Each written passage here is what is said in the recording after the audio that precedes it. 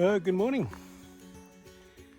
Day 4.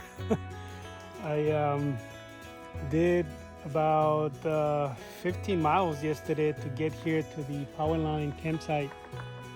And it's a very quiet campsite. Plenty of space for tents, except that they're all in a row. And then they even have those things for hammocks. People make comments about a gator living here in the pond, and there it is. I see him. I see him right there.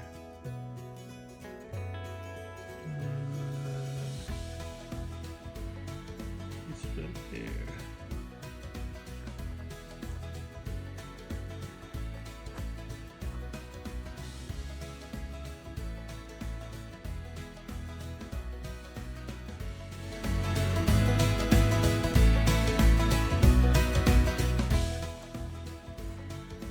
It's hard to see, but I can see, I barely see his eyes.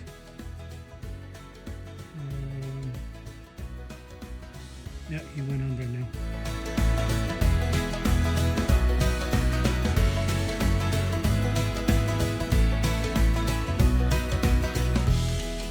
So the hike continues east. So the plan for today is to do about 60 miles to get to where somebody's going to drop off a canister for me. And another guy contacted me, John, and he said he was doing a hike in that area and wanted to know if he wanted me for him to drop a canister as well. I took him up on the offer since he said he was hiking in this way. I figured he would come drop off a second one. I didn't mean to be greedy. I'll definitely pay back the favor to somebody else that will need it in the future. But, I'll offer them money as well, of course, to pay for that. Since he not only did that bring me a canister, he brought me a couple of snacks. He asked me if I wanted any snacks. So I took him up on the offer on something salty, like Fritos or something. I'm just, when you're out here, you get dehydrated and you need to take electrolytes. And I have plenty of the Propel stuff, but you get tiring. And then sometimes when you're eating, you want something crunchy. So for some reason, Fritos is what I crave for sometimes when I'm out here. It's like this the rest of the way. Nice and dry, but I know it's like this because I'm up here in the little higher elevation than what the normal trail is.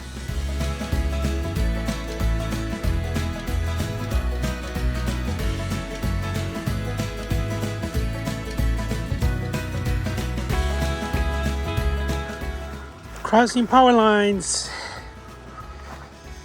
My socks did not dry up, and I knew I was gonna hit water right away, so no way to get around this one.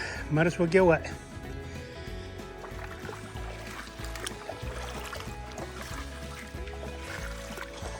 Well, you know that sound by now. I think I am in an area called Cathedral of Pines. I think it's this one in this section. It's surrounded by all these bromeliads growing off of the pine trees. People talk about being scared, having a fear of snakes in the water. And I am sort of too, but there's no way to avoid it here. So you just got to get on it and do it. I have not hiked the southern section of the Florida Trail, the Big Cypress area, but I'm being told it's just like this, but maybe deeper.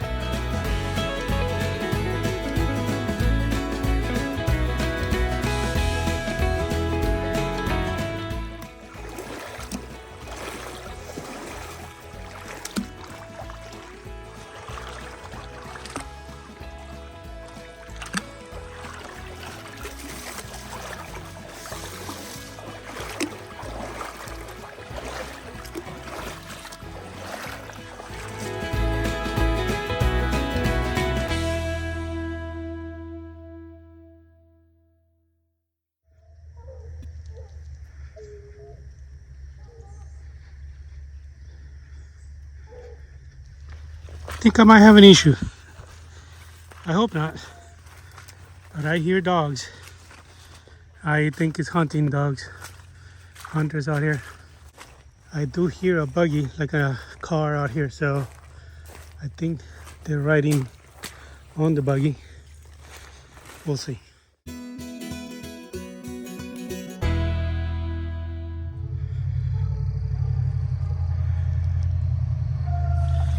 Noise is getting louder. I think the dogs smell me. Hope they're not coming at me.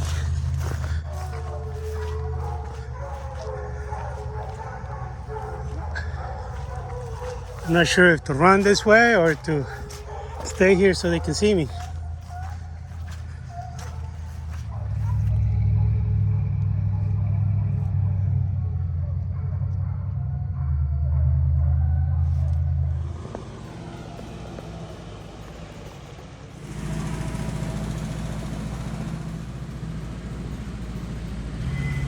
Well, they were nice about it. At least these guys didn't have dogs. They do have their rifles though. They saw me and they stopped, let me go by, which was awesome of them. Sure, for sure, wear your orange, guys, if you and gals, if you're out here hiking this section.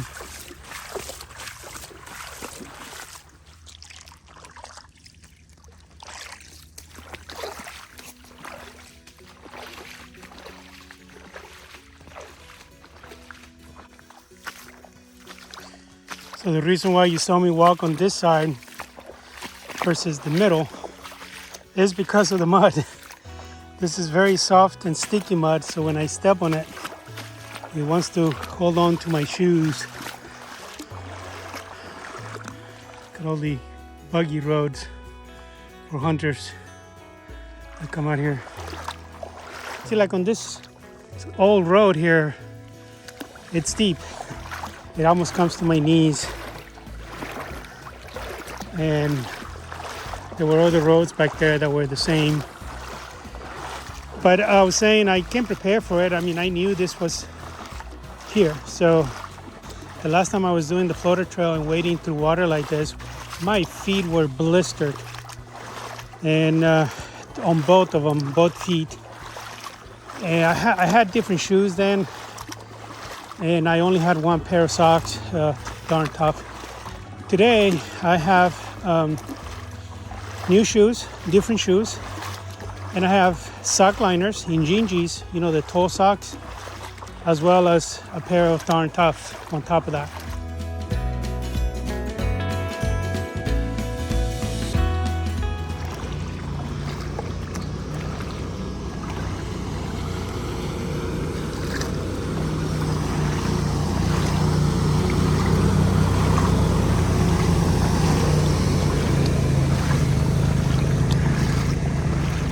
Look at that.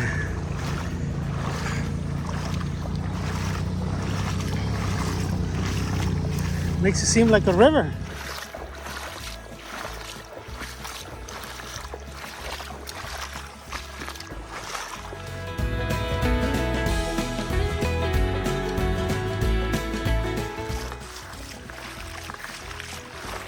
So I'm starting to believe that the Ocean to Lake Trail is officially connected by water now. There's probably water from the beginning to the end. I'm just kidding. But it's like 10 o'clock on the second day that I started on the Tenina trailhead. And I was expecting water, but I wasn't expecting it for 20 miles.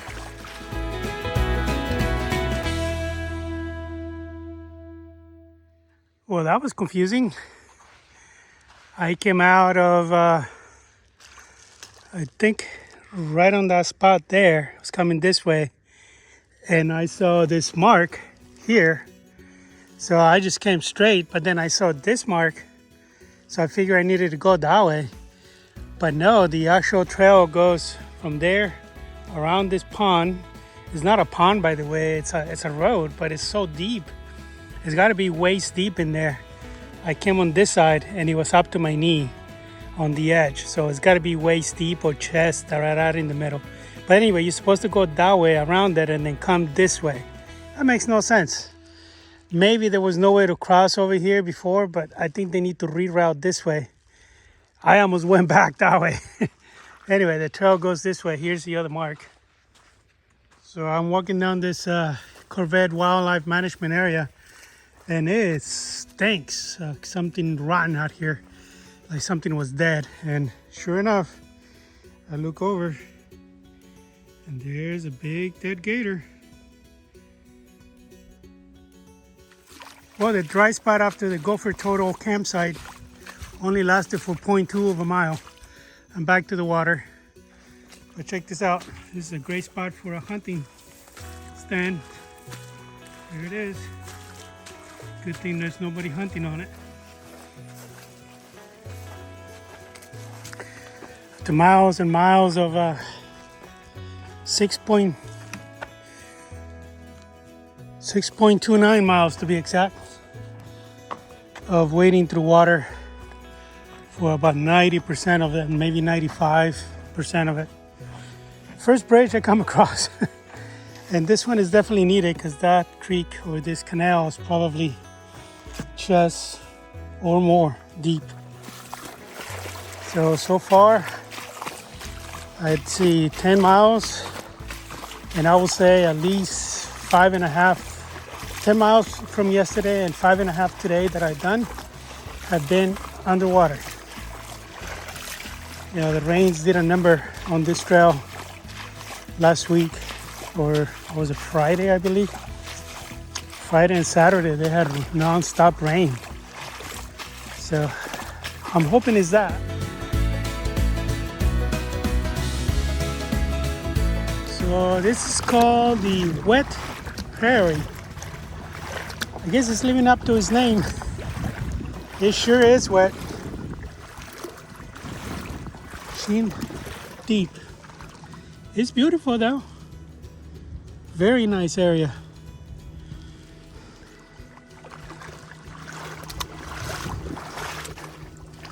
Every now and then I come across a log like this, and I don't see it until I step on it. And I'm like, I hope that's not a gator I just stepped on. Whoa, that was deep. But oh, almost to the knee here. This is the worst I've seen the water. It's up to my knees. In a cypress maybe. So you can't even see where the trail is. If it wasn't for the marks. Well marked though. I'm approaching a section called Hole in the Wall, and the comment said that no matter what time of the year, you expect it to approach or wade into water. But I think this is abnormal.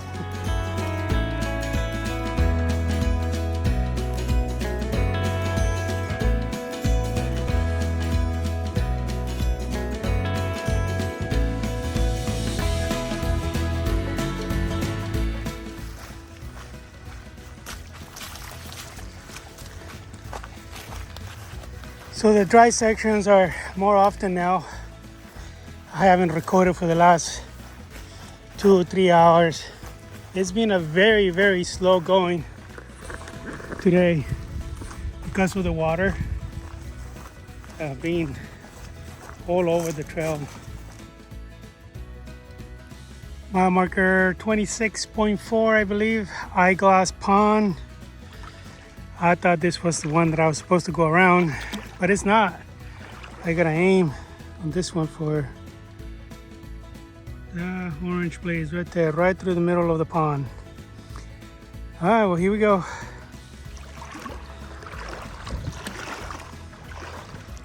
I have my battery charger on one pocket, so I hope it's not that high. So far, it looks like knee, below the knee.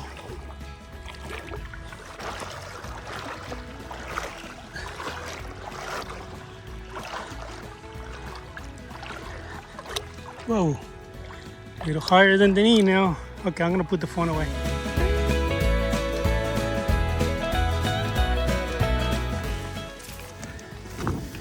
So I guess this is the marsh campsite. I don't see any other blue blaze. it is way overgrown and underwater. There's no way anybody can tent here. Nope, nope, nope, no thanks. So I got two options. I can either take the bypass trail to bypass the wetlands, which is half a mile longer, or go straight on the white trail. I'm sorry, the orange trail, the main trail. Actually, this is kind of dry right here, but it's also overgrown. You see, yeah, this could work, but you know, it's like way too wet. So the bypass is over there to the left, and this is Big Marsh campsite, no fires. So this is a regular trail. So I'm gonna take my chances and go the shorter route, and hopefully after I get past this, I'll find something dry that can work. I mean, everything is being wet anyway. Okay, well, I almost made it. I just came from way over there, down there. Made it all the way across. I think it's 0.1 or 0.2 miles. It got to my crotch area, my butt.